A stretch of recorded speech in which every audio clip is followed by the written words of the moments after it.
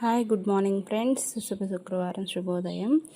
నేను కింద ముగ్గేసి పైకి వస్తుంటే ఆవు వస్తుందండి. ఇంకా దానికైతే కొంచెం బియ్యము బెల్లం అయితే పెడుతున్నాను. ఇంకా దానికైతే పసుపు రాసి ఇంకా నేను పూజ చేసుకుందామని బొట్లు అయితే పెడుతున్నాను. ఇంకా పసుపు కుంకుమ తీసుకోనండి.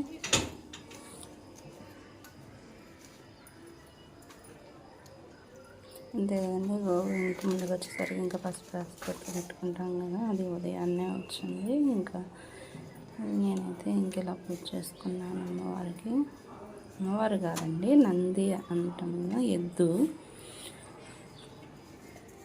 శివుని వాహనం నంది, ఎద్దు అండి ఇది.